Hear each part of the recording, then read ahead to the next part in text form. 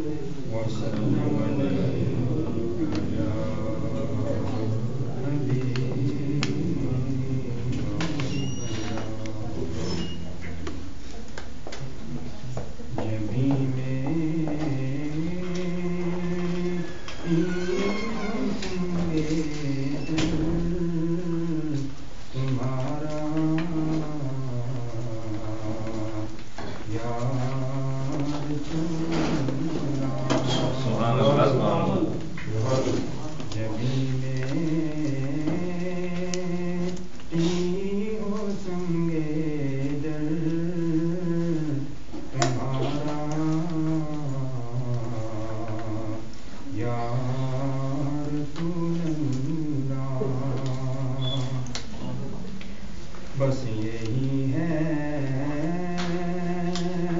ایک جینے کا سہارا یا رسول اللہ، دکھا دو اپنا چہرہ پیارا پیارا یا رسول اللہ،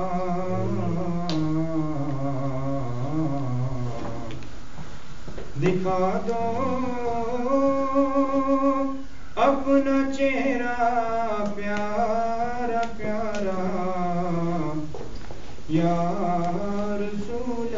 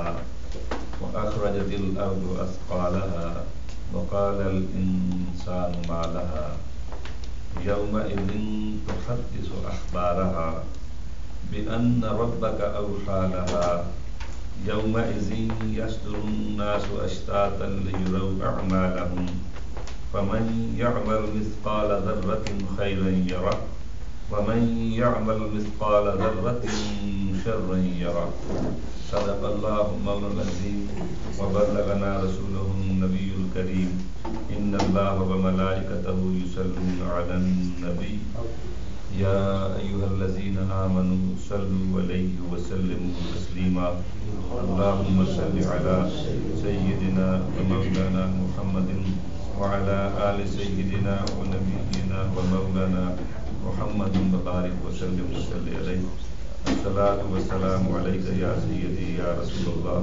وعلى آلك وأصحابك يا سيدي يا حبيب الله الصلاة والسلام عليك يا سيد المرسلين وعلى آلك وأصحابك يا رحمة للعالمين.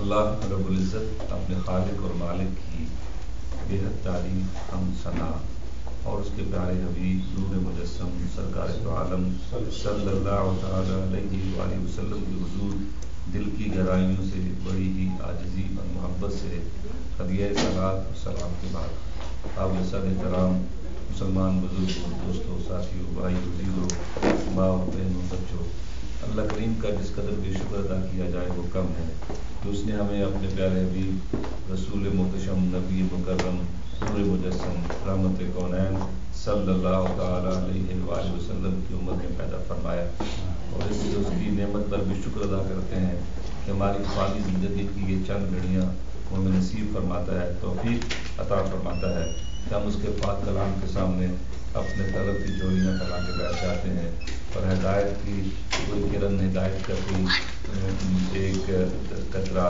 ہم اسے طلب کرتے ہیں، اور یقیناً وہ اپنے پاک کلام کے سامنے بیٹھنے والوں کو خالی نہیں چھوڑتا ہے۔ دعا کرتے ہیں کہ اللہ کریم مجھ سمیت ہم سب کی حاضری قبول فرمائے اور آپ سب کا آنا بیٹھنا یہاں پہ قبول فرمائے، اور اس کو سننے اور سنانے میں ہمیں اللہ تعالیٰ برکت عطا فرمائے۔ جو ہم کہتے ہیں جو ہم سنتے ہیں اس پہ اللہ تعالیٰ ہمیں عمل کی توفیق نصیب فرمائے۔ آپ جانتے ہیں کہ ہم 30ویں پارے کی جو صورتیں ہیں اس کے مضامین اور مفاہیم کو سمجھنے کی کوشش کر رہے ہیں۔ آج آپ کے سامنے جناب حافظ منیر صاحب نے سورہ زلزال کی تلاوت کی ہے، اور اسی کے مضامین پہ میں آپ کی خدمت میں چند ایک معروضات عرض کرنا چاہوں گا۔ یہ سورہ مبارکہ اگرچہ اس کے مدنی ہونے کا قول بھی کیا گیا ہے، لیکن اس کو جمہور اس طرح کہا ہے کہ یہ مکی سورہ ہے، اور اس کے الفاظ کی بناوٹ اور لفظوں کا تکرار اور آیات کا چھوٹا ہونا اور اس کا عنوان، اس کا موضوع اور یہ ساری باتیں اسی طرح اشارہ کرتی ہیں کہ یہ سورہ مکی سورہ ہے، کیونکہ مکی صورتوں کا جو مضمون ہے وہ اس سورہ کے میں بیان ہوا ہے۔ مکی سورہ میں کثرت کے ساتھ ایمانیات کی بات کی گئی ہے۔ مکی سورہ میں رب کی توحید پہ اور رسول معظم صلی اللہ علیہ وسلم کی رسالت پہ شواہد پیش کی جاتے ہیں، اور خصوصیت کے ساتھ آخرت میں مرنے کے بعد دوبارہ زندہ ہونے پہ اور اعمال کی جواب دہی پہ دوبارہ جو انسان سے پوچھا جائے گا اس کے بارے میں بار بار اللہ کریم یاد دلاتا ہے، کیونکہ مکہ والے اس کا انکار کرتے تھے۔ اور اس سورہ مبارکہ زلزال کے شان نزول میں لکھا گیا کہ مکہ والے حضور سرکار دو عالم صلی اللہ علیہ وسلم کو تنگ کرنے کا کوئی موقع ہاتھ سے جانے نہیں دیتے تھے، اور وہ آپ کے پاس آپ کی بارگاہ میں حاضر ہوئے کہنے لگے کہ ہاں جی وہ آپ کی وہ قیامت کب آنے والی ہے، روز آپ کہتے ہو وہ تو آئی تو نہیں ہے، ہاں جی وہ حساب کتاب کب ہونے والا ہے، جی ہاں جی وہ کب ہوگا، جی وہ جو آپ نے بات کی تھی وہ تو اتنے دن مہینے سال گزر گئے، ابھی تو جی وہ ہوا نہیں واقعہ وہ تو اللہ کریم آپ بڑے دل گرفتہ کبیدہ خاطر ہوتے تو ایک رات کہتے ہیں کہ سرکار جب آرام راحت فرما ہوئے تو اللہ کریم نے جبریل امین کو بھیج دیا۔ جب یہ سورہ مبارکہ آپ کے سامنے پیش کی تو اللہ کریم کے حبیب نے اتنا بھی توقف نہیں فرمایا کہ صبح ہو جائے تو میں صبح جا کے ان کو یہ سناؤں گا، اسی وقت آپ اٹھے اور آپ حرم پاک کی طرف چل دیے، لوگوں کو جا کے پھر آپ نے یہ سورہ مبارکہ جو ہے یہ سنائی اور اس کے مضامین جو ہیں وہ لوگوں کے سامنے پیش کیے۔ ایک حدیث میں آتا ہے کہ رسول رحمت صلی اللہ علیہ وسلم نے ارشاد فرمایا کہ کہ یہ سورہ مبارکہ جو ہے یہ آدھے قرآن کے برابر ہے. سورہ اخلاص کو کہا کہ یہ تہائی قرآن کے برابر ہے، اور سورہ الزلزال کو فرمایا کہ یہ آدھے قرآن کے برابر ہے، اور سورہ الکافرون کو فرمایا کہ یہ چوتھے قرآن کے برابر ہے. تو اس قدر اس کی اہمیت اس کے مضامین کی ہے. جیسے کہ سورہ العصر جب پڑھتے ہیں مختلف صورتیں ہیں، مگر ان کے لفظوں کا اتار چڑھاؤ اور لہجوں کا زیر و بم جو ہے وہ اس قدر ہے کہ وہ دل کی دنیا میں اگر کوئی دل کے کانوں سے سنے تو روح کی دنیا میں ایک تموج اور ایک انقلاب گویا پیدا کر دیتا ہے، اور زیر و زبر کر دیتا ہے دل کی دنیا کو اگر کوئی سننے والا ہو، اور وہ یکسوئی سے اور توجہ کے کانوں سے اس کلام کو سنے. تو یہ تو ایسا ہے کہ جیسے دل کے بند دروازوں پہ گویا بمبارمنٹ ہو رہی ہے، مسلسل کوئی گویا کہ مکوں کے ساتھ دستک دے رہا ہے کہ اٹھو، بیدار ہو جاؤ، خبردار سنو یہ کیا ہونے جا رہا ہے. تو یہ اس سورہ کے بارے میں سرکار نے کہ یہ ایسی سورہ ہے کہ یہ آدھے قرآن کے برابر ہے. حضرت امام شافعی کے بارے میں پڑھتے ہیں سورہ العصر کے بارے میں، انہوں نے فرمایا کہ اگر کوئی پورا قرآن نازل نہ بھی ہوتا تو یہ سورہ العصر ہی انسان کی نجات کے لیے کافی تھی. ایک سورہ جو ہے مختصر سی وہی انسان نجات کے لیے کافی تھی. اس سورہ مبارکہ کے بارے میں ہم پڑھتے ہیں کہ ایک عرابی آیا اور اس نے آ کر جناب رسول اللہ صلی اللہ علیہ وسلم سے عرض کیا، یا رسول اللہ صلی اللہ علیہ وسلم مجھے کوئی آپ نصیحت فرمائی. تو آپ نے فرمایا کہ تم سورہ الف لام را والی 3 صورتیں پڑھا کرو. اس نے کہا یا رسول اللہ میں تو بوڑھا ہو گیا ہوں، میرا دل سخت ہو گیا، میری زبان بھی اب تو بڑی بھاری ہو گئی. تو یہ تو مطلب یہ تھا کہ بڑی لمبی صورتیں وہ.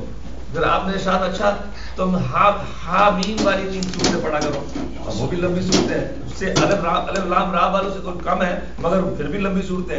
پھر اس نے وہ عرض کیا یا رسول اللہ میں تو بوڑھا ہو گیا ہوں، میری تو زبان جو ہے وہ بھاری ہو گئی ہے، میرا دل جو ہے وہ مطلب یہ تھا کہ اب میں کہاں سمجھوں گا اور کہاں لمبے لمبے مضامین پڑھوں گا، مجھ میں استطاعت نہیں ہے اتنی، کوئی اور مجھے نصیحت فرمائی. تو پھر آپ نے ارشاد فرمایا کہ پھر آپ نے اس کے سامنے سورہ الزلزال کی تلاوت فرمائی، اور کہتے ہیں کہ آپ نے اس کو پورا پڑھا آپ نے اور کہا کہ بس اس کو پڑھا کرو. تو اس نے کہا بس یا رسول اللہ بس میرے لیے کہ میں اس کے بعد اس میں کوئی رتی برابر میں اضافہ نہیں کروں گا، اسی کو پڑھتا رہوں گا. اور یہ کہتا ہوا وہ نکل گیا اور آپ نے فرمایا بس یہ شخص جا رہا ہے یہ کامیاب ہو گیا، بس یہ شخص کامیاب ہو گیا. اور الرجل کی بجائے جو ہوتا ہے لفظ کہ اس نے الرجل کی بجائے آپ نے رویجل اس میں تصغیر کا صیغہ استعمال کیا. اور عربوں کے ہاں جب تصغیر کا صیغہ استعمال ہونا اس میں محبت پائی جاتی ہے. گویا آپ نے بڑی محبت سے اس جاتے ہوئے شخص کو دیکھا اور آپ نے کہا کہ ہاں یہ شخص جو کامیاب ہو گیا ہے. گویا سورہ الزلزال کو پڑھنے والے کو رسول پاک صلی اللہ علیہ وسلم نے کامیابی کا مجدہ سنایا ہے کہ یہ وہ سورہ ہے. اگر کوئی اور اس شخص کے بارے میں روایات میں آیا کہ اس شخص نے اس کو اس طرح پکڑ لیا، اس سورہ کو اس طرح پکڑ لیا اور اس کو پڑھنے کا گویا اس نے حق ادا کر دیا، اس کو سمجھنے کا گویا اس نے حق ادا کر دیا. اور پھر وہ اپنی کمیونٹی میں گویا وہ الامام اور الاستاذ بن گیا اور رہنما بن گیا. لوگ اس سے مسئلے پوچھنے آتے اور وہ اسی ایک سورہ کو پڑھ کے اتنا بڑا عالم ہو گیا کہ لوگوں کی رہنمائی کرنے لگ گیا اور لوگ اس سے پوچھنے لگ گئے. تو مطلب یہ ہوا کہ صرف لفظوں کا انبار لگا لینا کافی نہیں ہے، صرف کتابوں کو اکٹھا کر لینا کافی نہیں ہے، صرف بہت ساری باتیں رٹ کے اور اس کو بیان کر دینا کافی نہیں ہے. اور نصیحت کے لیے ایک لفظ کافی ہے. اگر کوئی دل کے کانوں سے سنے اور کوئی دل کی زبان سے، اگر کوئی اپنے عمل کی زبان سے کوئی بیان کرنے والا ہو اور صرف اوپر سے بیان نہ کرنے والا ہو، اس نے اپنے قلب و روح پہ اس کو آزمایا ہو اور پھر اس نے اپنے وجود کو اس میں گھلایا ہو اور پھر وہ رب اور رب کے حضور کی محبت میں ڈوب کر وہ لوگوں کے سامنے بیان کرے، تو پھر دلوں کی دنیا میں انقلاب برپا نہ ہو جائے تو پھر کوئی کہے کہ یہ کلام کیسا ہے. تو آئیے اس سورہ مبارکہ کے مضامین کو سمجھنے کی طرف بڑھتے ہیں اور اللہ تعالیٰ مجھے بھی ریاض سے محفوظ فرمائے اور آپ کو بھی اللہ تعالیٰ اخلاص کا نور عطا فرمائے اور مجھ سمیت پڑھنے اور سننے اور سنانے والوں سب کو اللہ عمل کی راہوں میں ڈال دے اور ہمیں اس وقت تک ہم اس پہ چلتے رہیں جیسے آپ نے کہا وَاعْبُدْ رَبَّكَ حَتَّى يَأْتِيَكَ الْيَقِينُ. تم اس وقت تک رب کی عبادت کی راہوں میں لگے رہو جب تک تمہیں وہ یقین کا لمحہ یعنی موت کی ہچکی نہیں آ جاتی. اس راہ پہ تم چلتے ہی چلے جاؤ نا. تو رب نے فرمایا اِذَا زُلْزِلَتِ الْأَرْضُ زِلْزَالَهَا وَأَخْرَجَتِ الْأَرْضُ أَثْقَالَهَا وَقَالَ الْإِنسَانُ مَا لَهَا یومئذ تحدث اخبارها. تو مکی صورتیں ہیں نا، اگر ہماری اپنی زبان عربی ہوتی نا تو یہ ہمیں یوں گرفت میں لے لیتی، ہمیں پکڑ لیتی، ہمیں ہلنے نہ لیتی. ایک تصویر کشی ہے، ایک منظر کشی ہے، ایک نظارہ ہے جو رب کریم ہمارے سامنے لاتا ہے اور گویا ویژولائز کرا دیتا ہے ہمیں. ہمارے ایسے جیسے ویڈیو کو دیکھتے ہیں نا، ایسے وہ ویڈیو کے جو وہ مختلف سیگمنٹس ہیں وہ ہمارے سامنے لاتا ہے. یہ دیکھو، یہ تمہارے سامنے یہ منظر ہے، یہ دیکھو. بس تم نے کمپیوٹر پہ کلک کیا ہے اور وہ ایک اسکرین تمہارے سامنے کھل گئی ہے اور وہ منظر سامنے جاتا ہے. اذا زلزلت الارض زلزالها. نہ صرف یہ صرف ویڈیو نہیں ہے بلکہ اس میں آڈیو بھی ساتھ ڈالا ہوا ہے، اس میں منظر بھی سامنے آتا ہے اور ایک آواز بھی ابھرتی ہے اور اس کو دیکھنے والا جو ہے وہ مبہوت ہو جاتا ہے اور اس سے وہ تاثر لیے بغیر رہ نہیں سکتا ہے. اذا زلزلت الارض زلزالها. زلزلہ کہا اور سے ایک بار نہیں کہا اذا زلزلت اذا زلزلت الارض زلزالها. جب زمین پہ زلزلہ بپا ہو جائے گا اور وہ بار بار تھر تھر کانپے گی، تھرتھراہٹ اس پہ آ جائے گی. زلزال جو ہے وہ اس کا کانپنا ہے، اس کا اضطراب ہے. اور اس میں پیر صاحب نے علامہ راغب اصفہانی کے حوالے سے جو عربی لغت کے استاذ ہیں لکھا کہ اس میں جو حروفوں کا تکرار ہے اور یہ بار بار جو اس میں گویا یہ جیسے زلزلے جھٹکے ہوتے ہیں نا، اس طرح زلزلے کے جھٹکوں کے تکرار کی طرح یہ لفظ بھی آ رہے ہیں. اذا زلزلت الارض زلزالها. گویا کہ جب زمین اپنی پوری شدت سے وہ جھلائی جائے گی. واخرجت الارض اثقالها. اور وہ اپنے سارے کے سارے دفینے جو ہے نا وہ اپنے سارے کے سارے بوجھ اگل دے گی، وہ اپنے بوجھ سارے ظاہر کر دے گی. جو کچھ زمین کے اندر ہے نا وہ سارے کا سارا باہر آ جائے گا. اس پہ سید قطب شہید جو مصر کے مصنف ہیں، بڑی خوبصورت فی ظلال قرآن، قرآن کے سائے میں انڈر دی شیڈ آف قرآن لکھی ہے انہوں نے. وہ کہتے ہیں کہ ایسا منظر کشی ایسی ہے کہ انسان سوچے نا، کبھی آپ نے زلزلہ کبھی زندگی میں حالانکہ کبھی کبھی محسوس کیا ہوگا، چھوٹوں نے شاید نہ دیکھا، بڑوں نے تو محسوس کیا ہے. ہماری زندگی میں کئی مرتبہ جو ارتھکویک آتے ہیں وہ کیسا لمحہ ہوتا ہے. صبر کیجیے. کبھی ارتھکویک آپ نے مشاہدہ کیا ہو. ہم میڈیکل کالج میں تھے اور ایک زلزلہ آیا پنڈی میں اور ایسا لگا جیسے ہاسٹل کی بلڈنگ جو گر جائے گی اور سب لوگ ڈر کے مارے باہر نکل رہے ہیں. ابھی جب یہاں پہ کچھ 2 سال پہلے زلزلہ آیا تھا اور میں مسجد سے نکل رہا تھا، میں تو ڈرائیو کرتا مجھے پتہ نہیں چلا، مگر بہت سے لوگوں نے کہا کہ عجیب کیفیت ہوتی ہے. اور وہ کچھ سیکنڈوں کی بات ہوتی ہے، کچھ سیکنڈز کی بات ہوتی ہے کہ وہ زلزلہ آتا ہے اور لگتا ہے کہ سب ہر چیز جو ہے نا وہ گری جا رہی ہے. ابھی کبھی یہ ساری کی ساری بلڈنگ گر جائے گی. اور اللہ میں معاف فرمائے، جو 2005 میں پاکستان میں جو زلزلہ آیا تھا اور کشمیر میں اور ناردرن ایریاز میں جو تباہی مچی تھی اور جو لوگوں نے وہ منظر دیکھا ہے جو اس سے زندہ بچ گئے، ان سے پوچھیے کہ وہ زلزلہ کیا شے تھی اور وہ کیا اس کا انسانی حواس پہ اس کا کیا اثر ہوتا ہے، انسانی فکر پہ اس کا کیا اثر ہوتا ہے اور انسان کیسے گھبرا جاتا ہے، خوف کا عالم ہوتا ہے. تو وہ کہتے ہیں کہ اذا زلزلت الارض زلزالها واخرجت الارض اثقالها. اور جو کچھ اس کے اندر ہوگا نا زمین کے وہ سارے کا سارا باہر نکال دے گی. کہا کہ ایک تو جو دفینے ہیں، سونا ہے، چاندی ہے، دھاتیں ہیں، پلاٹینیم ہے، جو کچھ بھی اس کے اندر ہے نا وہ سارا وہ باہر نکال دے گی. اور دوسرے جو انسان اس میں دفن کیے گئے نا، جو مردے گاڑے گئے ہیں، وہ سارے کے سارے نسل در نسل جو جتنی قبریں ہیں نا وہ اپنی قبروں کی کوکھیں کھولے گی اور جو اس کے اندر ہے وہ سب باہر اگل دے گی. سب کے سب انسان باہر آ جائیں گے.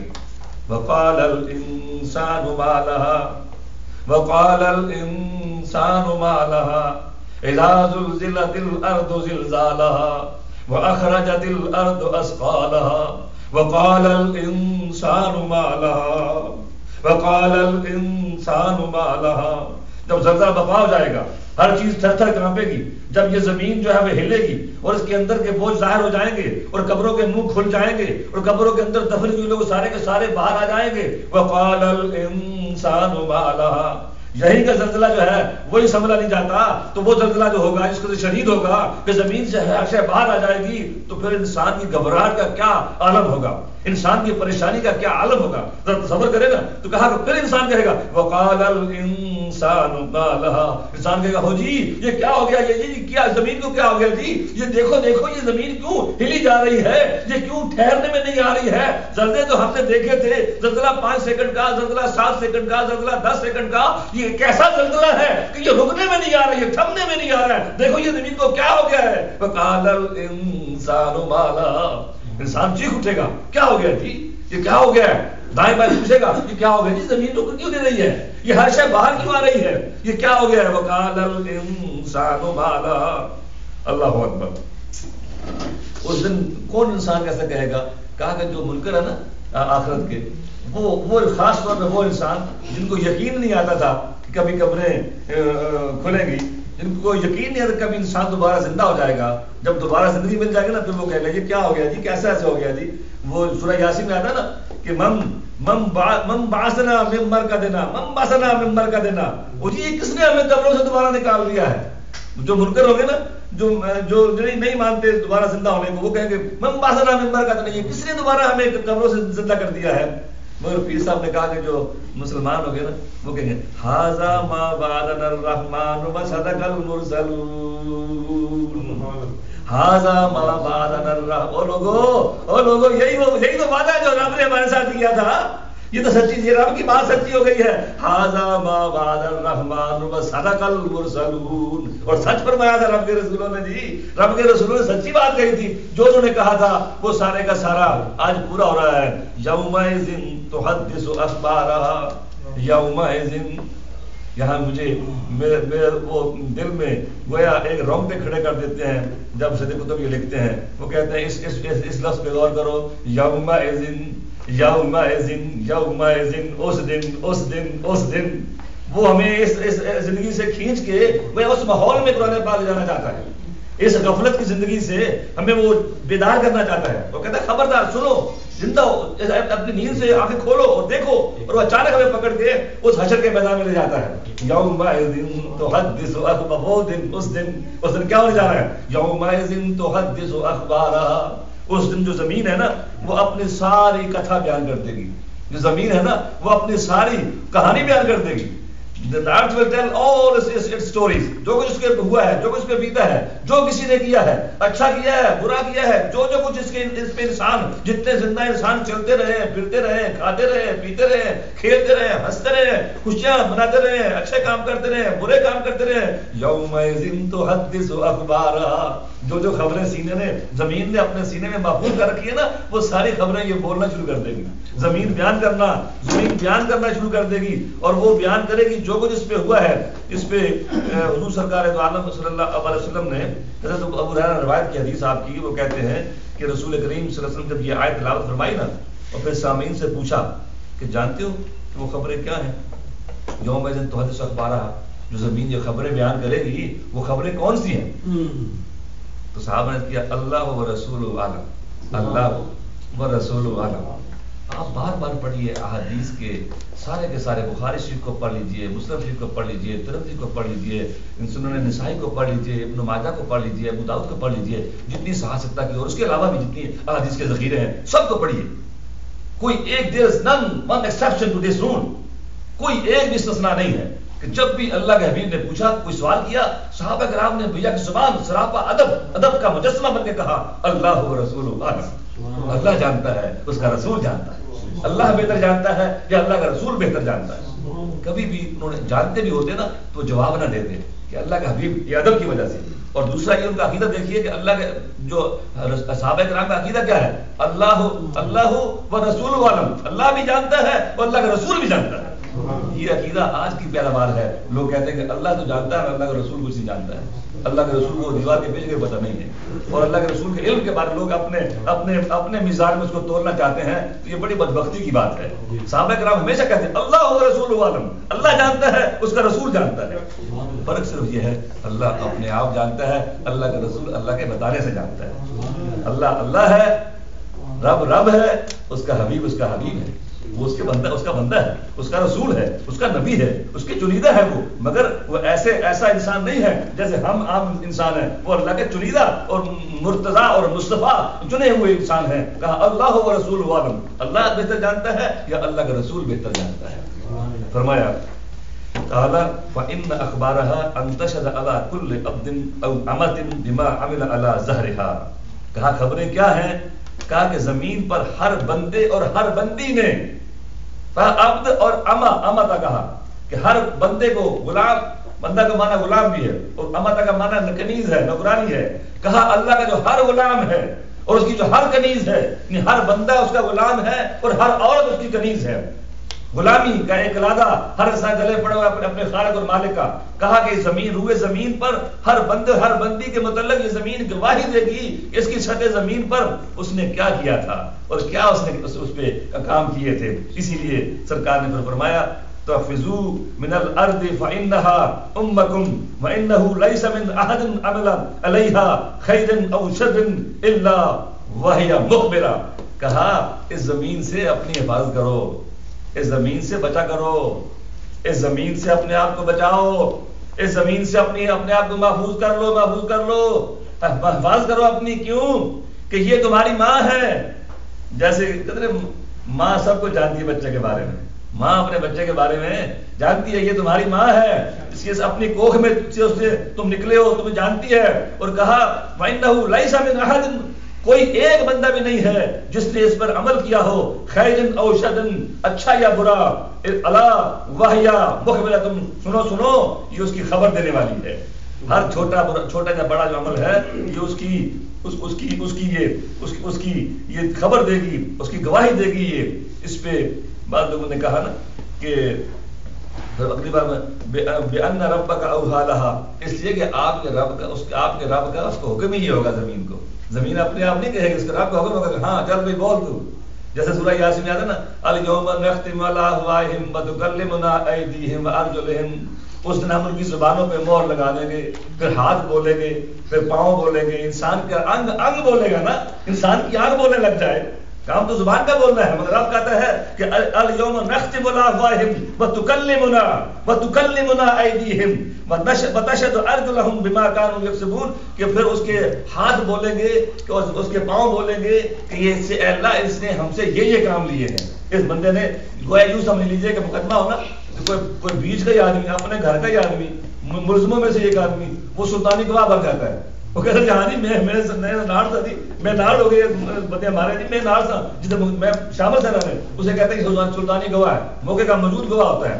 تو ہمارے ہاتھ پاؤں اعضاء انسان کے جو ہیں وہ سلطانی گواہ بن جائیں گے.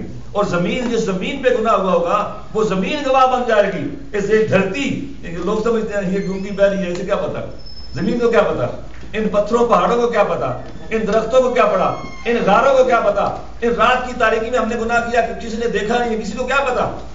ہم نے جب اس کا مال چرایا تھا تو کسی نے دیکھا نہیں تھا، کون جانتا ہے جی. اب زمین وہ نے فرمایا کہ یہ زمین، سرکار نے فرمایا کہ زمین سے بچو. یہ نہ سمجھو کہ زمین گونگی بیلی ہے، یہ مردہ ہے، یہ مردہ نہیں ہے، یہ اس کی آنکھیں بھی ہیں، اس کے کان بھی ہیں، یہ ریکارڈ کر رہی ہے. اور اس پہ میں اپنی بات کو طول نہیں دیتا، میں اپنا بات کو اس کا اختصار کرتا ہوں کہ یہ پرانے زمانے کے تو یہ تھا کہ یہ زمین کیسے بولے گی. تو اس کو سمجھانے کے لیے علماء حسین کہتے تھے کہ دیکھو اگر دستہ مصطفیٰ کریم صلی اللہ علیہ وسلم ہو، اگر وہ اس سے پتھر نرم پڑ جائیں، اور اگر لسان مصطفیٰ کریم صلی اللہ علیہ وسلم کا حکم ہو جائے، اگر صرف مصطفیٰ کریم صلی اللہ علیہ وسلم کا حکم ہو، اور ابو جہل جیسے کافر کی مٹھی میں سنگریزے بول پڑے لا الہ الا اللہ محمد رسول اللہ صلی اللہ علیہ وسلم، کبھی پتھر بھی بولا کرتے ہیں، کبھی سنگریزے بھی بولا کرتے ہیں، زبان کے بغیر وہ بولا کرتے ہیں. اگر حکم مصطفیٰ کریم سے ابو جہل جیسے کافر کی مٹھی میں بند پتھر کہہ اٹھتے ہیں اشہد ان لا الہ الا اللہ، جب رب کا حکم ہوگا تو زمین کیسے نہیں بولے گی. جب اس کے مصطفیٰ کے حکم سے زمین پتھر بولیں گے، جب رب حکم فرمائے گا بِأَنَّ رَبَّكَ أَوْحَىٰ لَهَا، جب رب کا حکم ہوگا زمین کو بول تیرے اندر کیا کچھ ہے، بول اس بندے نے تیرے پہ کیا گناہ کیا تھا، بول اس بندے نے تجھ پہ کیا کیا تھا. ہاں زمین کو لہجہ یاد ہے کون سی پیشانیاں تھیں جنہوں نے اپنی پیشانیوں سے مجھ پہ رب کے سامنے سجدوں کی نیاز پیش کی تھی، اور کون سے وہ غرور قدم سے جنہوں نے غرور کے ساتھ مجھے روندا تھا اور مجھ پہ کسی کا ناحق قتل کیا تھا، خون پایا تھا. یہ زمین گواہ بن جائے گی. کیوں کہ رب کا حکم اس کو ہوگا.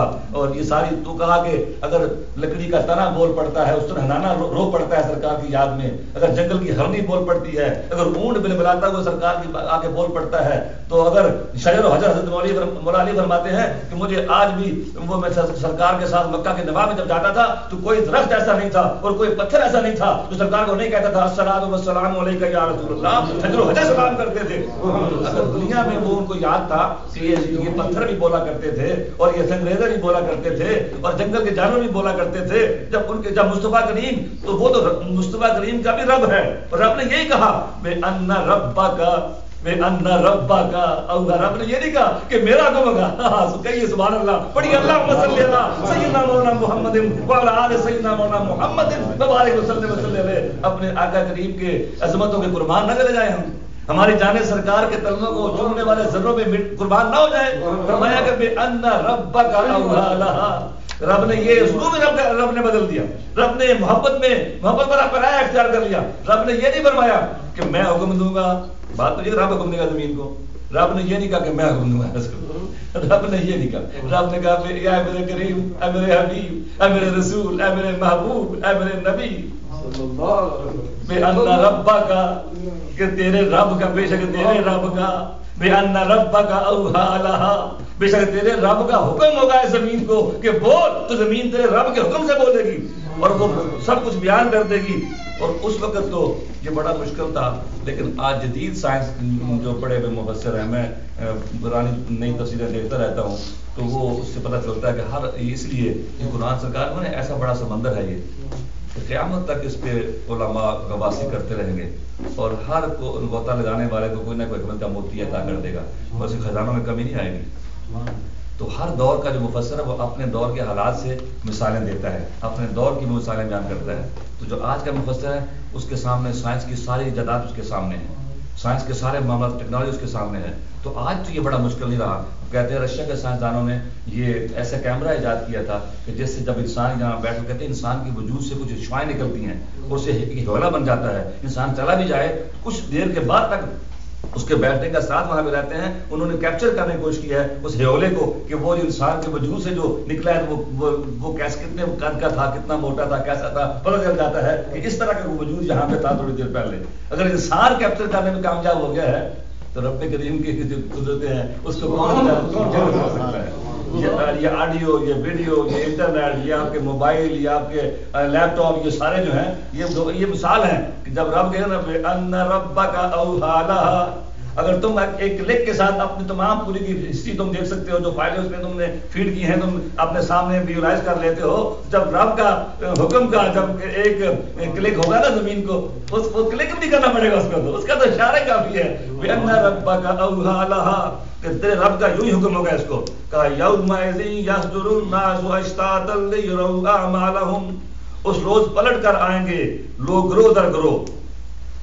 یومئذ, پھر اس پہ نظر رہے, منظر نگاہ میں رہے, تصور میں وہ منظر رہے, حشر کا منظر ہے. کہا کہ یہ زلزلے سے پیسہ میں لکھا کہ بعد نے مراد لیا ہے کہ پہلا جو نفخہ ہوگا نا, جو پہلے سور پھونکا جائے گا, اس سے مراد وہ ہے.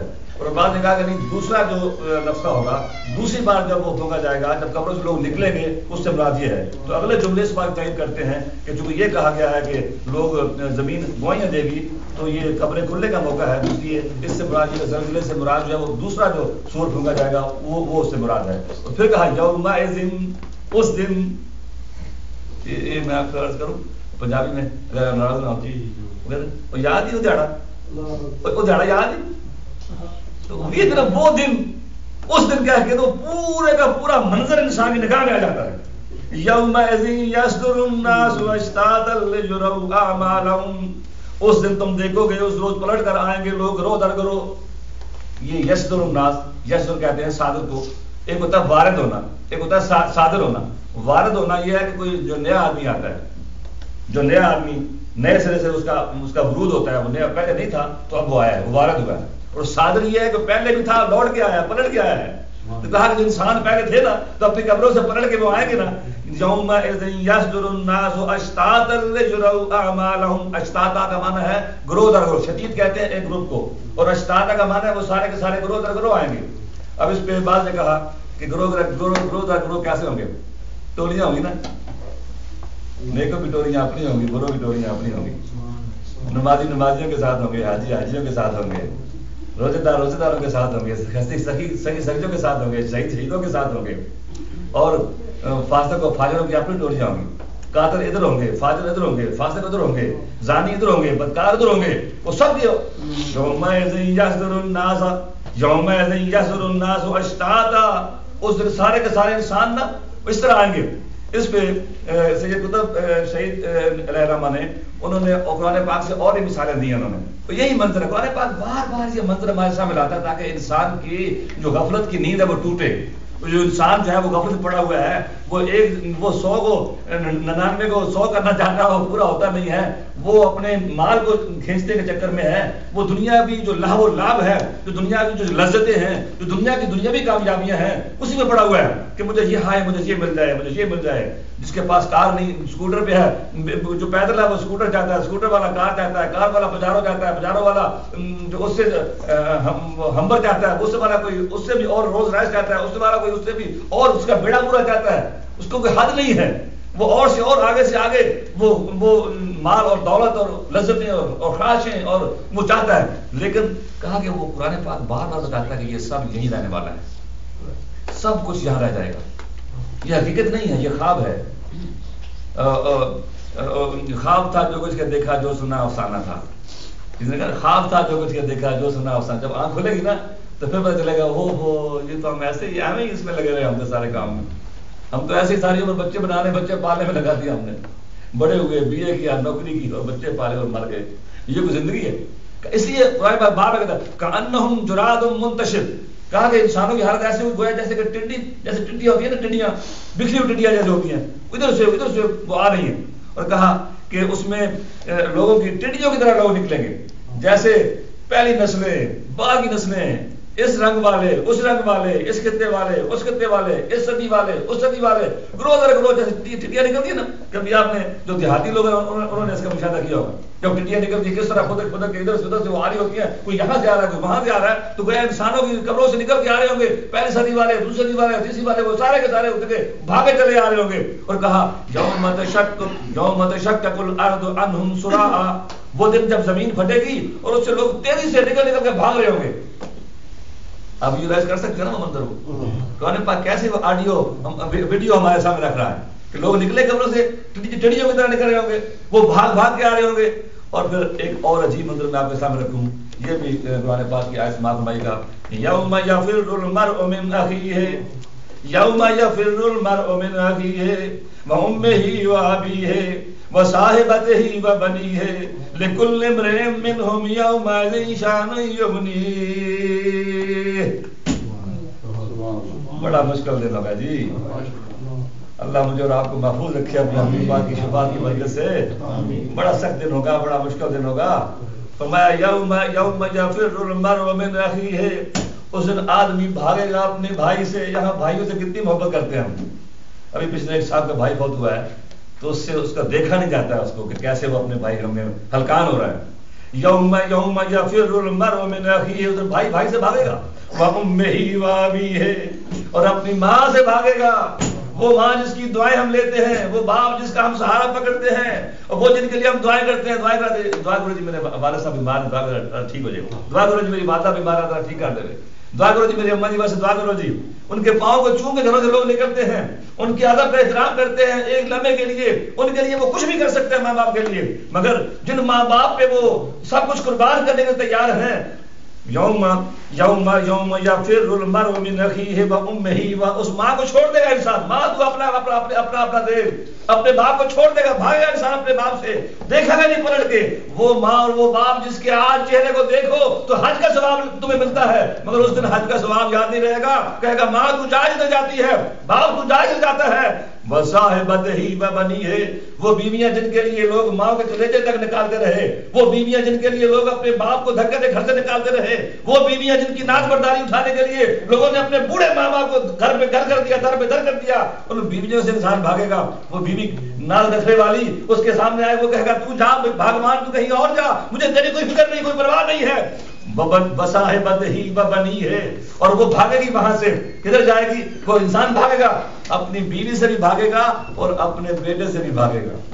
وہ بیٹے جن کی ہم بلائیں لیتے تھکتے نہیں، وہ بیٹے جن کی پرورش کرتے ہم اپنے ان کو ناز و نعم میں پالتے ہیں، وہ بیٹے جن کے پیدا ہونے کی ہم دعائیں کراتے ہیں، جی میرے بیٹا دعا کرو جی بیٹا ہو جائے میرا، اماں جی دعا کرو نا، بابا جی دعا کرو نا، یا اللہ خانے کعبہ میں گلائے گا پکڑتے ہیں، یا اللہ تیرے گھر آیا ہوں تے بیٹا میں دعا کر دے، یا اللہ ادھر رسول پاک نے گھر آیا ہوں تے میں نے بیٹا تھا۔ بیٹوں کی دعائیں وہی ہوتی ہے جی، اور بیٹوں کو پالتے ہیں بڑے ناز نخروں سے، بڑے ہمارے غرور میں تکبر میں بات آ جاتے ہیں، میرے بیٹے نے جی، وہ سارے بیٹے جن کو دعائیں مانگ کے لیتے ہیں، جن کو پالتے ہیں، جن کو بڑا ناز گھمنڈ ہم کرتے ہیں۔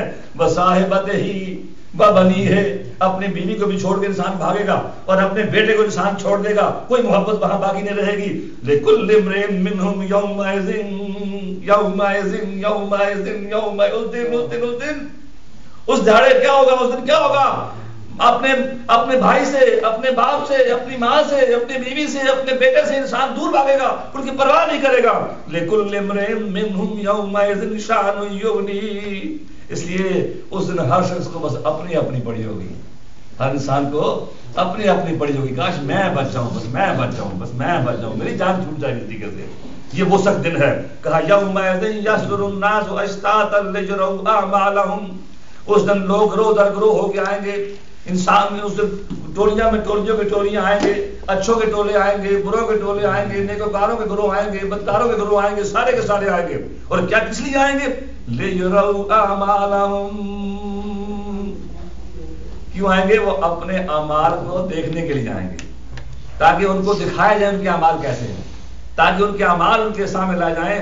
وہ اس پہ پھر میں آج میرے مطالعہ سے کتب شہید کا ہی ہے تو میں پھر ان کا حوالہ دوں گا. انہوں نے پھر کہا کہ یہ جو ہے نا اعمال کا دیکھنا یہ بڑا کٹھن مرحلہ ہے، اپنے عملوں کو دیکھنا یہ بڑا مشکل کام ہے. انہوں نے جملہ لکھا، وہ کہتے ہیں کہ اگر انسان اپنی ضمیر کے سامنے ہی جواب جو ہونا ہو جائے تو اپنے ضمیر کے سامنے کھڑا ہونا مشکل ہو جاتا ہے. صرف اگر اپنے اعمال کو اپنے ضمیر کی عدالت میں تم پیش کر دو تو اپنے ضمیر اور اپنے من کی عدالت کے سامنے کھڑے ہونا مشکل ہو جاتا ہے. اور آج انسان اپنے ماضی سے آنکھیں چراتا ہے. اور مجھے وہ کسی شعر اردو شاعر استاد کا یاد آیا، وہ بڑا مشہور شعر ہے. انہوں نے کہا کہ یاد ماضی عذاب ہے یارب چھین لے مجھ سے حافظہ میرا.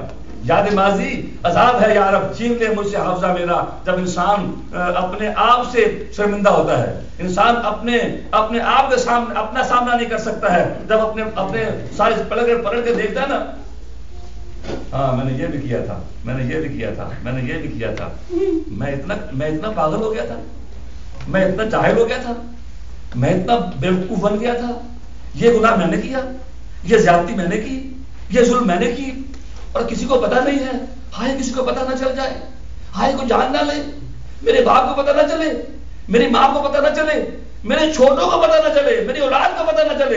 انسان ڈرتا ہے اور اپنے آپ سے انسان خوف کھاتا ہے، کہتا ہے یاد ماضی عذاب ہے یارب چھین لے مجھ سے حافظہ میرا. کاش میں جانتا نہ کہ میں نے کیا کیا، کاش میرے سامنے یہ نہ آئے. اگر اپنے آپ کے سامنے کھڑا ہونا مشکل ہے تو میرے دوستو پھر کھلی کچہری میں لوگوں کے سامنے آنا کتنا مشکل ہے، پھر لوگوں کے سامنے آنا کتنا مشکل ہے. پھر اسی لیے قرآن پاک جو سزا کا فلسفہ ہے وہ کہتا ہے جب سزا دو کسی مجرم کو تو لوگ اس کھلی کچہری میں سزا دو اس کو، تاکہ لوگ دیکھیں اور عبرت پکڑیں کہ ایسا بھی ہو سکتا ہے. تو اس لیے یہ بڑا مشکل ہے. اللہ اکبر. میں اور آپ تو ہم غفلت کی دنیا میں کے لوگ ہیں، ہم غفلت میں ڈوبے ہوئے لوگ ہیں، ہم غفلت کے مارے ہوئے لوگ ہیں. ہمیں اپنے یاشیوں سے، ہمیں اپنی دلچسپیوں سے، ہمیں اپنی زندگی کے مصروفیات سے فرصت نہیں ہے کہ چند گھڑیاں ہم اللہ کے دین کے لیے نکالیں اور ہم لوگوں کو خیر کی دعوت دیں اور ہم اپنے آپ اس راہ پہ ڈالیں. میں آپ کو بتاؤں جتنے بڑے لوگ ہوئے نا اتنے ہی وہ زیادہ رب کی طرح ڈرنے والے ہوئے ہیں. حضور سیدنا شیخ عبد القادر جیلانی الغوث العظم رضی اللہ تعالیٰ عنہ کتنی بڑی ہستی ہیں.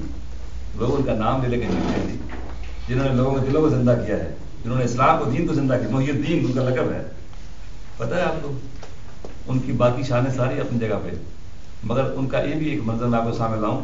کسی نے دیکھا غلاف کعبہ پکڑا ہوا ہے اور غلاف کعبہ کو پکڑ کر شیخ عبد القادر جیلانی رحمت اللہ تعالیٰ علیہ رب کی بارگاہ میں عرض کرتے ہیں یا اللہ عبد القادر کو معاف کر دے، یا اللہ عبد القادر کو معاف کر دے، یا اللہ عبد القادر کو معاف کر دے. اور اگر تو مجھے معاف نہیں کرتا تو کل حشر کے دن مجھے نابینا پیدا فرمانا، میں تیری مخلوق کے سامنے شرمندگی برداشت نہیں کر سکوں گا.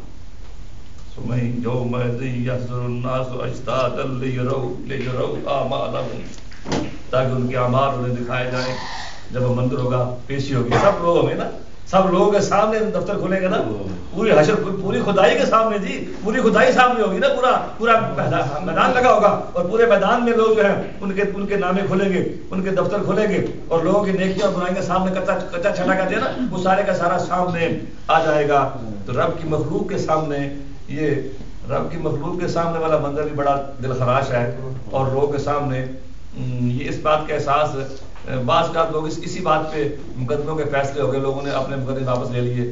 یار کہڑا اور ماما بھڑا دادا کے کھڑسی اتنے کہڑا گوائیاں دواسیاں نہ بولو، بہتر ہے کہ ایسے ہی مک جائیے تاکہ لوگوں کے سامنے ہمارا پردہ رہ جائے اور ہماری بات اندر کی اندر رہ جائے، لوگوں کے سامنے ہماری بات نہ کھلے. یہ پردہ پوشی جو ہے انسان چاہتا ہے کہ میری برائی میری کمی کسی کے سامنے نہ آئے. مگر اقبال آج کے رسول اللہ میں اس کا ذہن اور طرف چلا گیا. وہ کہتا ہے تو غنی اظہار دوار من فقیر روز معاشر عذر ہائے من پذیر گر تمہیں بینی حساب نہ گزیر از نگاہ مصطفیٰ بنہا بغیر گر تمہیں بینی حساب نہ گزیر از نگاہ مصطفیٰ بنہا بغیر. لوگوں کے سامنے آنے کی شرم ہے، مگر اقبال کو اپنے آقا مولا محمد رسول اللہ صلی اللہ علیہ وسلم کے آنے کے سامنے آنے کی شرم ہے. وہ کہتا ہے یا اللہ مجھے معاف کر دے، تو غنی ہے، تو بادشاہ ہے، میں گناہگار ہوں، تو مجھے معاف کر دے. اور جب میں تیرے سامنے عذر پیش کروں، جب میں اپنے عذر تیرے سامنے بہانے بناؤں، عذر چاہوں، یہ اس وجہ معذرت کروں تو میری معذرت قبول کر لینا.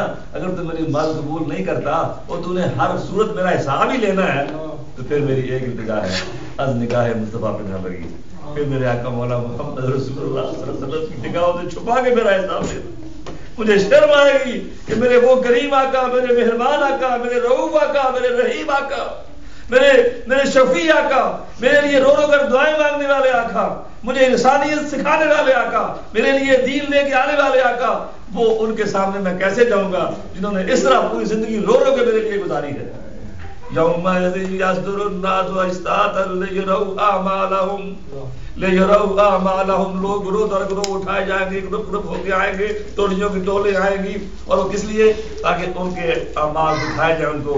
فمن يعمل مثقال ذرة خيرا يره ومن يعمل مثقال ذرة شرا يره. اور جس نے ذرہ برابر بھی نیکی کی ہوگی وہ اسے دیکھ لے گا، اور جس نے ذرہ برابر برائی کی ہوگی وہ اسے دیکھ لے گا. حضور سرکار دو عالم صلی اللہ علیہ وسلم نے ارشاد فرمایا ہے عائشہ چھوٹے چھوٹے گناہوں کی بچا کرو، اس لیے کہ چھوٹے چھوٹے گناہوں کا بھی حساب ہونا ہے. پرانے دور کے مفسر لکھتے ہیں کہ یہ ذرہ کیا ہے. انہوں نے کہا کہ مچھر کے برابر. اس زمانے میں چھوٹی چیز مچھر ہی تھی. کسی نے کہا چیونٹی کے برابر، کسی نے کہا مچھر کے برابر کوئی گناہ نہیں ہونا چاہیے، اس سے بھی انسان کو بچنا چاہیے. اور بعد نے کہا جب سورج کی روشنی جب پڑتی ہے نا تو جو ذرے اٹھتے ہیں، کہا وہ چھوٹا ذرہ ہے اس کے برابر. لیکن آج کا مفسر جب لکھے گا تو وہ تو اپنی ظاہر کی آنکھ کی بجائے وہ خود بھی لگا کے دیکھے گا، اور وہ جرثومے میں دیکھے گا، اور وہ ایٹم کو دیکھے گا، اور کہ ایٹم کے برابر بھی اگر کوئی برائی کسی نے کی ہوگی تو اللہ تعالیٰ اس کو بھی تمہارے سامنے لے آئے گا. فَمَن يَعْمَلْ مِثْقَالَ ذَرَّةٍ خَيْرًا يَرَهُ وَمَن يَعْمَلْ مِثْقَالَ ذَرَّةٍ شَرًّا يَرَهُ. اور جس نے ذرہ برابر بھی نیکی کی ہوگی وہ اسے دیکھ لے گا، اور جس نے ذرہ برابر بھی برائی کی ہوگی وہ اسے دیکھ لے گا. حضور سرکار دو عالم صلی اللہ علیہ وسلم نے کہا کہ بچنا چاہیے. انسان بس اوقات انسان ہے نا، وہ کہتا ہے کوئی بات نہیں، چھوٹی سی یہ چھوٹا سا گناہ ہے کوئی بات نہیں. تو چھوٹے چھوٹے گناہ جو ہے نا یہ بھی مل کے پہاڑ بن جاتے ہیں. جنگ حنین سے جب واپس آ رہے تھے رسول اللہ صلی اللہ علیہ وسلم تو کہا کہ ایک جگہ رکے پڑاؤ کیا، تو آپ نے کہا جو کچھ کسی کے پاس ہے وہ لے کے آؤ. تو کسی کے پاس کچھ نہیں تھا، تو سب نے جب جمع کر چھوٹی چھوٹی چیزیں جمع کی تو ڈھیر بن گیا. کہا جیسے تمہاری چھوٹی چھوٹی چیزیں مل کے ڈھیر بن گئی نا، ایسے ہی تمہارے گناہوں کو اللہ تعالیٰ ڈھیر بنا دے گا. اور غلطیاں جو ہیں وہ سب جب سامنے آئیں گی نا، انسان کو پتہ نہیں ہے. ہم سوچتے ہیں ہم بڑے حاجی نمازی ہیں، وہ جی میں اتنے حج کیتے جی، اتنے عمرے کیتے جی، اور جی میں امام نہ جی، میں جناب میں اتنا بڑا مفسر ہے جناب، میں اتنے نیکیاں میرے اتنی کتابیں ماڑی ہیں جناب، کون جناب. لیکن پتہ نہیں ہے چھوٹے چھوٹے بھی جمع ہو کے پہاڑ بن جائیں گے. وَمَن يَعْمَلْ مِثْقَالَ ذَرَّةٍ خَيْرًا يَرَهُ وَمَن يَعْمَلْ مِثْقَالَ ذَرَّةٍ شَرًّا يَرَهُ. جو چھوٹے سے چھوٹا ایٹم کے برابر بھی کوئی خیر کا کام کیا ہوگا تو وہ اس کا معنی یہ ہوگا کہ نہ تو چھوٹے نیکی کو کمتر سمجھ کے چھوڑا جائے کہ یہ چھوٹا سا کام انہیں کیا کرنا ہے، وہ راستے میں کانٹا پڑا ہوا ہے، جھاڑی پڑی ہوئی ہے، آپ نے کہا یہ کون سا اتنا بڑا کام ہے جو چھوڑ کے گزر گیا آپ ایسے ہی، آپ نے وہ کام نہیں کیا، نیکی کو آپ نے چھوڑ دیا. یا وضو کرتے ہوئے اللہ، مجھے ایک صوفی کی بات یاد آئی، وہ حضرت خواجہ غریب نواز رحمۃ اللہ تعالیٰ کے سفر کا واقعہ، وہ کہتے ہیں کہ دوران سفر دیکھا انہوں نے بزرگ کو بڑے قبیلہ خاطر تھے اور کئی سال سے وہ اس پہ رنجیدہ تھے. وجہ کیا تھی؟ کہا کہ ایک موقع پہ میں نے وضو کیا تھا اور وضو کرتے ہوئے انگلیوں کا خلال کرنا بھول گیا تھا، اور میرے شاگرد نے یاد دلایا کہ آپ خلال کرنا بھول گئے انگلیوں کا جب ہاتھ دھوتے اس کے بعد جب انگلیوں کا جو خلال کرتے ہیں. یہ مستحب ہے، نہ کرے تو گناہ نہیں ہے، وضو ہو جاتا ہے۔ مگر جو نیک لوگ ہیں نا ان کے آپ احتیاط کا عالم دیکھیں، وہ کہتے ہیں میں اس بات پہ روتا رہتا ہوں اگر سرکار نے پوچھ لیا کل کہ تم نے میری سنت کو ترک کر دیا، میں ڈرتا ہوں اس بات سے۔ تو یہ چھوٹی چھوٹی باتیں جو ہے نا، ایک چھوٹے بات اس لیے چھوڑ دینا کہ چھوٹی نیکی ہے، یہ بھی عقل مندی نہیں ہے، اور چھوٹے گناہ کو اس لیے اختیار کر لینا کہ چھوٹا گناہ ہے کوئی بات نہیں، یہ بھی بڑی بری بات ہے، یہ بھی اچھی بات نہیں ہے۔ اس لیے یہاں پہ ایک پیر صاحب نے جال قرآن شریف میں ذوالفقار شاہ رحمٰ نے ایک اور بات چھیڑی ہے، اور ایک اور بھی اس بات پہ بات کی ہے کہ جب یہ کہا کہ وَمَن يَعْمَلْ مِثْقَالَ ذَرَّةٍ خَيْرًا يَرَهُ وَمَن يَعْمَلْ مِثْقَالَ ذَرَّةٍ شَرًّا يَرَهُ، کہ ہر ایک کا حساب آ جائے گا، گناہ کا بھی اور نیکی کا بھی۔ جو کافر ہیں انہوں نے جو نیکیاں کی ہیں اس کا کیا بنے گا؟ تو اس پہ تین موقف ہیں علماء کے۔ ایک موقف یہ ہے کہ کافر کا نیک کام کرنا ایسے ہے جیسے بے وضو نماز پڑھنا، نماز کے لیے وضو شرط ہے، جب وضو نہیں کیا اس نے نماز نہیں اس کی ہوئی، تو جہنم سے بچنے کے لیے نجات کے لیے ایمان شرط ہے، کیونکہ ایمان اس کا نہیں ہے لہذا اس کی نیکیاں اس کو فائدہ نہیں دیں گی۔ تو دوسرے علماء کا کہنا یہ ہے کہ نہیں، دوسری ان کو یہ ہے کہ وہ بعض علماء نے کہا کہ کفار جو نیک عمل کرتے ہیں ان کو اسی دنیا میں اولاد دے کے، خوشی دے کے، راحت دے کے، دولت دے کے، عزت دے کے، شہرت دے کے ان کا حساب اللہ تعالیٰ پورا کر دے گا، یہیں پر ان کا اجر مل جائے گا، قیامت ان کے لیے کچھ نہیں ہے۔ اور تیسرا نقطہ نظر یہ بھی ہے جو میں نے پیر صاحب کے تفسیر میں پڑھا، فرماتے ہیں کہ ایک گروہ کا یہ بھی نقطہ نظر ہے کہ ان کا خلود فی النار، یعنی ہمیشہ جہنم سے تو ان کو آزادی نہیں ملے گی، لیکن ان کے نیک اعمال کی وجہ سے ان کی سزا میں تخفیف ہی کی جا سکتی ہے۔ ہو سکتا ہے اللہ تعالیٰ جو ہے وہ ان کے جو چھوٹی چھوٹی بھی انہوں نے جو کوئی اچھے کام کیے ہوں گے ان کی وجہ سے وہاں پہ ان کو کچھ کام ان کو فائدہ ہو جائے گا، نیکی مل جائے گی۔ تو یہ اس پہ آپ دیکھیے، پھر اس پہ حضرت انس کی روایت میں پیش کر کے بات سمیٹ دیتا ہوں۔ وہ کہتے ہیں کہ جب یہ آیت نازل ہوئی نا تو حضرت ابوبکر صدیق رضی اللہ عنہ سرکار کی بارگاہ میں حاضر تھے، کچھ کھا رہے تھے، یہ بات سن کے، یہ آیت سن کے، یہ سورت سن کے انہوں نے کھانا چھوڑ دیا اور رونے لگ گئے اور عرض کرنے لگے یا رسول اللہ کیا ہم اپنے نیک و برے اعمال دیکھیں گے؟ کیا ہمارے نیک اور برے اعمال ہمارے سامنے آئیں گے؟ تو آپ نے فرمایا کہ اس دنیا میں جو تمہیں تکلیف پہنچتی ہے یہ تمہاری خطاؤں کا نتیجہ ہے اور تمہاری نیکیاں محفوظ رکھی جائیں گی اور قیامت کے دن تمہارے حوالے کر دی جائیں گی۔ اتنا مہربان ہمارا رب ہے کہ ایک جگہ ایک حدیث میں فرمایا سرکار نے کہ جو شخص کسب حلال سے ایک کھجور صدقہ کرتا ہے اللہ تعالیٰ اسے قبول کر کے اپنے دائیں ہاتھ میں لے لیتا ہے، پھر اس کی نشوونما کرتا ہے یہاں تک کہ وہ پہاڑ کے برابر ہو جاتا ہے۔ حضور نے جناب فرمایا ابو ہریرہ کو ارشاد فرمایا کسی نیکی کو حقیر مت سمجھا کرو اور کچھ نہ ہو سکے تو اپنے بھائی سے کھندہ پیشانی سے مل لیا کرو، یعنی مسلمان کا مسلمان خوش ہو کے ملنا جو ہے یہ بھی نیکی ہے۔ اگر صرف مسلمان کو دیکھا آپ نے اور مسکرا دیے اس پہ بھی نیکی اللہ تعالیٰ آپ کو اجر عطا فرمائے گا۔ اور جو صدقہ آپ کرتے ہیں آپ یہ نہ سمجھیں کہ آپ نے تو ایک کھجور کسی کو کھلائی ہے، اب یہ نہ سمجھیں کہ آپ کسی غریب آدمی کے آپ نے صرف $1 خرچ کیا ہے، اب یہ نہ سمجھیں کہ کسی مسجد تو یہ ملین کا پروجیکٹ ہے، مسجد کا جو یہ تو لاکھوں کے ڈالر لگتے ہیں تب مسجد بنتی ہے، میں نے تو $1 دیا ہے، نہیں، کہا کہ جو ایک کھجور کے برابر جو صدقہ کرتے ہو تو اللہ تعالیٰ اپنے دستے رحمت میں دستے قدم کو لے لیتا ہے، اس کو بڑھاتا رہتا ہے حتیٰ کہ وہ پہاڑ کے برابر ہو جاتی ہے۔ جب قیامت کے دن تم آؤ گے تو تمہارا ایک کھجور کے برابر جو نیکی تھی وہ پہاڑ بنا کے اللہ تعالیٰ تمہیں واپس عطا فرمائے گا۔ تو اللہ تعالیٰ اس صورت میں آخر میں اس میں ڈراوا بھی ہے اور اس میں بیداری کا پیغام بھی ہے، اس میں خبردار کرنے کا پیغام بھی ہے کہ ہم غفلت کی نیند سے جاگیں اور ہم دیکھیں ہم کیا کام کر رہے ہیں، روز ہم دیکھیں آج ہم نے کیا کیا ہے۔ اگر اس طرح ہم روز اپنے آپ کو پرکھتے رہیں گے تو یقیناً اللہ تعالیٰ جو ہے وہ ہمیں انشاءاللہ بخشش کا سامان کر دے گا۔ مجھے یاد آ گیا، میں ختم کر رہا تھا مگر میرے استاد مقرر مدد پیر سید ریاض سنگھ صاحب کی تفسیر ہے، تبصرہ کے نام سے آپ لکھ رہے ہیں، سورہ یاسین تفسیر میں آپ نے لکھا ہے کہ جہاں پہ دوبارہ زندہ ہونے کا تذکرہ ہے وہاں پہ شاہ صاحب نے اپنا ایک خواب درج کیا ہے کہ میں نے ایک اس آیت پہ پھنسا ہوا تھا اور میں اس کی تفسیر میں بہت سی کتابیں میں پڑھ رہا تھا مگر میں اس پہ کچھ الجھا ہوا تھا، تو میں نے کہتے خواب فرماتے ہیں کہ میں نے خواب میں دیکھا ایک نوجوان کو جو کئی سال پہلے فوت ہو گیا تھا، تو میں نے اس سے پوچھا کہ تم بڑے سال پہلے فوت ہو گئے تھے تو اب تم بڑے عرصے بعد ملنے کے لیے آئے ہو؟ اس نے کہا شاہ جی نہ پوچھو،